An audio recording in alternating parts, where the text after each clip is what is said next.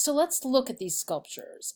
Here, our west facade, the portal of the west facade, and next to it, the floor plan of Chartres Cathedral, to remind you that this west portal is here, so it is positioned with a straight direction line toward the choir, the transition area that leads to the apse, and then also the radiating chapels with relics. So remember, the apse is the sacred place, and the form of the building is a cross. The apse is associated with the chevet, the pillow of Jesus. So let's focus in here at the west portal and look more closely at the sculpture. One of the first things to notice is that the portal consists actually of 3 doors.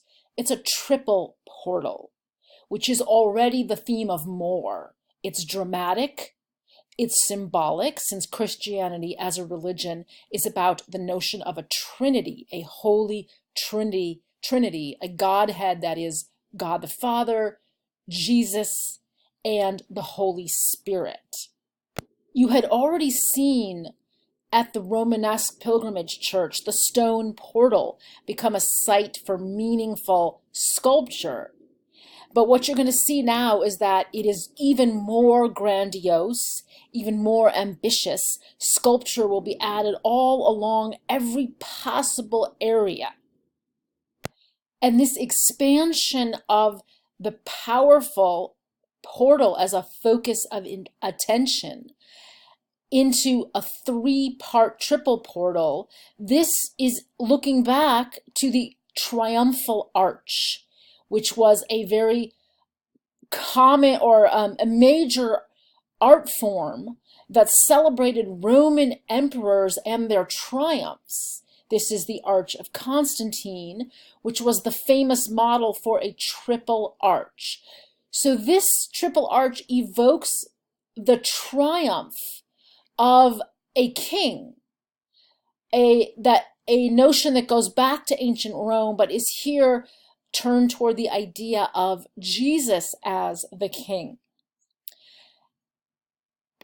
And these layers of meaning would have been activated even more because this portal is called the royal portal. You'll see that it has king and queen figures. It's the royal portal because it was used for major ceremonies. So I say here visits from the bishop. The bishop gave Mass about once a month. Mass in Catholicism is the sacred ceremony. And this is the ceremonial entrance for the bishop, which would have meant entering the church with a parade, in which the parade participants are ceremonially reenacting Christ's birth. And so what we need to look at is how the tympanum sculptures here keep reiterating the theme of entrance, so that the pragmatic function of the portal as the entranceway into the church becomes the symbolic religious entrance of Jesus. So in these 3 tympanum sculptures, you have 3 crucial moments of Jesus entering from one realm to another.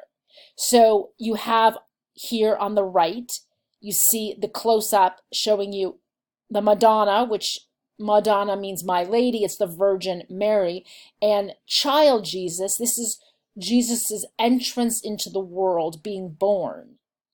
Here on the other side, Jesus after death is ascending to heaven. This is called the Ascension. And then in the center, we have a subject matter we've seen before in the Romanesque, the second coming of Christ after the end of time and the destruction of the world.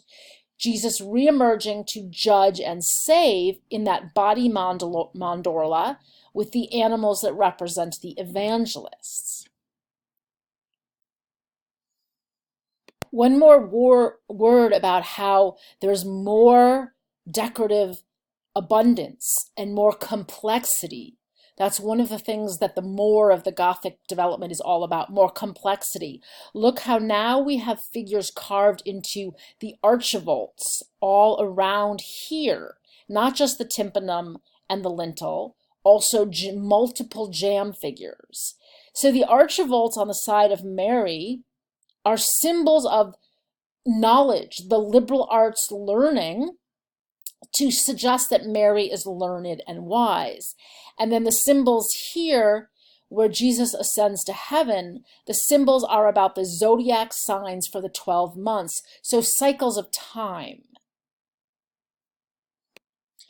And so in the tympanum, where we see the second coming of Christ with the symbols of the evangelists, you have in the archivolts the 24 elders. Now you've seen this subject matter in the Romanesque. Here we're comparing. I want you to think about style and to look at these two carved stone surfaces and consider what is different about the style. The biblical story is the same, but the style here in Chartres, I'm saying, is more logical and orderly. Now, all the figures are given their little compartments, their niches. We don't have those craning necks and twisting bodies so dramatically that we saw in the Romanesque. Most prominently, though, look at how three-dimensional the figure is of Jesus compared to this flattened, stylized form. Also, that's very much the case with the animals, where the animals have these rounded bellies that go deeply back in space compared to these flattened forms. So this figure is supposed to be the ox, but it looks like a seal, right? A little circus seal. So we are seeing less stylization. There's a movement away from this kind of linear pattern, this energetic, rhythmic patterning towards naturalism. And we are going to see, as Gothic develops, a growing interest in Roman artistic tradition, in the naturalistic sculpture that had been central in the 300s, but had been really kind of marginalized, faded to the background in the age of Charlemagne and in the Romanesque. These jamb figures are particularly famous.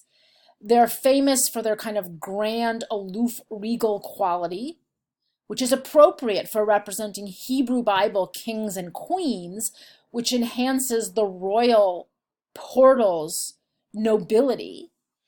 But in terms of what we're going to see developing as Gothic art gets more interested in Roman naturalism, these figures are still very much like Byzantine or Romanesque stylized bodies. Look at their feet.